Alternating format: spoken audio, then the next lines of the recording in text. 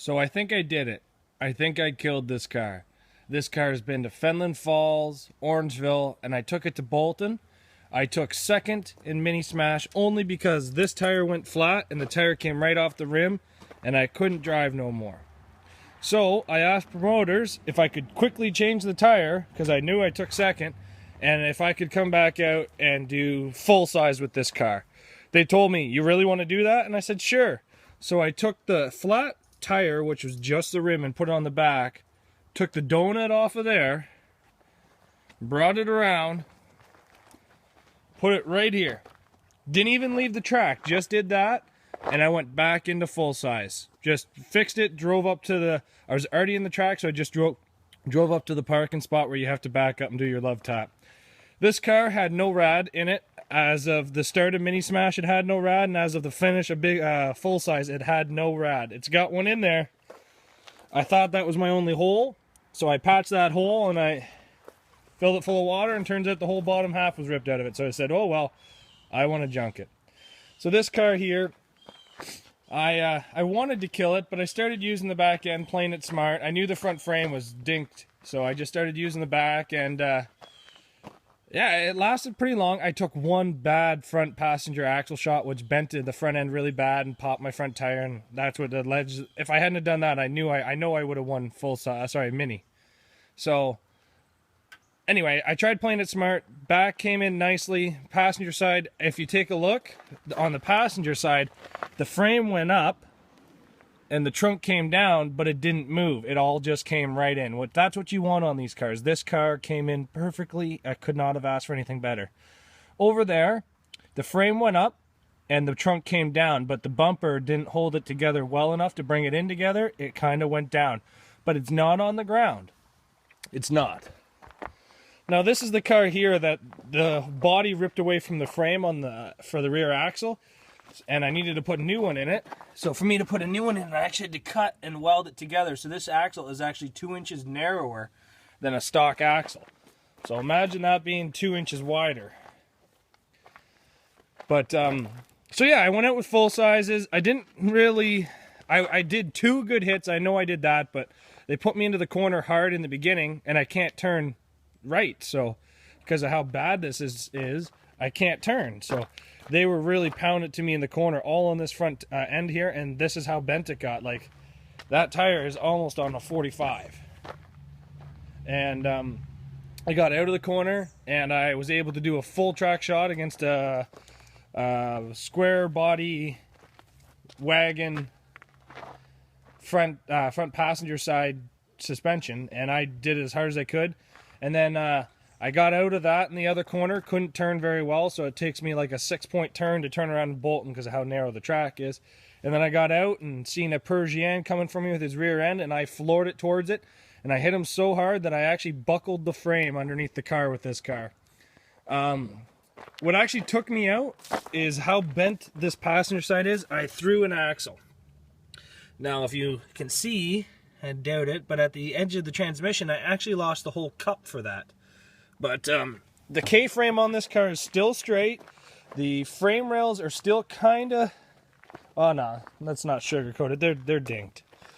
Passenger side frame rails out so far that I can't turn because the tire goes into it.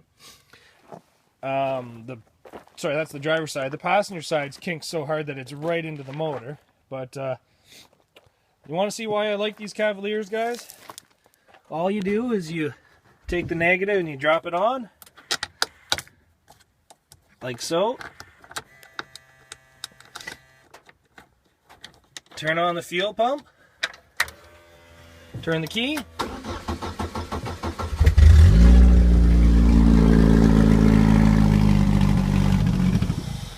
This thing is still a fine piece of machinery. Let's see if it gets a little finicky when it's cold. You gotta stay in there. As soon as it kicks out a high idle, all the sensors are unplugged, so you actually have to stay in there with your foot and keep it running. But I am really impressed with these little Cavaliers. I've done about 6 of them this year, and this, out of the 6 I've ran this year, only 1 did not get me a top 3 place finish. and that was this car because I had a rusty K-frame in it. But you know, if you do a little bit of electrical to these things, which involves moving the computer to a safe, secure location, I like to put tranny coolers. You can see it right there. And just move a little bit of electrical, unplug a little bit of electrical, and the cars do really good. You just kind of have to build a couple of them to truly understand them, but they hold up. This here has done 3 mini smashes where it took dead last, third, which I had to put a whole new rear axle into it and all new front suspension, all new struts, and 1 new axle in the front after its third place mini smash. And then it took another second in mini smash. It honestly, I could have finished the mini smash by just changing this front passenger side strut, and I could have done another one. But I wanted this car dead, so I took it in full size without even repairing it, out doing a single second of work to it except changing a tire.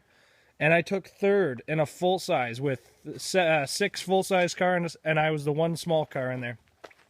You learn how to do the backs of these cars, and they come in nicely, and they are mean weapons back here. Like, this car here is not a very well-built car. Honestly, this car here, the doors are seat-belted shut. That's all that's holding these doors shut. It has a cage in it, but all it is a post-to-post. That's all this car has, is a post-to-post inside of it. These cars here are cheap to buy, fun to run, amazing for beginners. Parts are cheap. They're easy to fix. I just can't stop upselling these little Cavaliers. Sometimes if you do too many of them, you can get a little upset with them, but if you take the time and you learn how to run them, everything goes pretty good with them. And for any derby guy out there that doesn't have a car that he absolutely loves and enjoys, like, I know Toyota Camrys are mean. I've been taken out by many of them. I know that Luminas are mean. I know that for small cars, even know that PT Cruisers are very good cars if you know how to drive them. Problem is you can't find PT Cruisers as easy as you can find Cavaliers.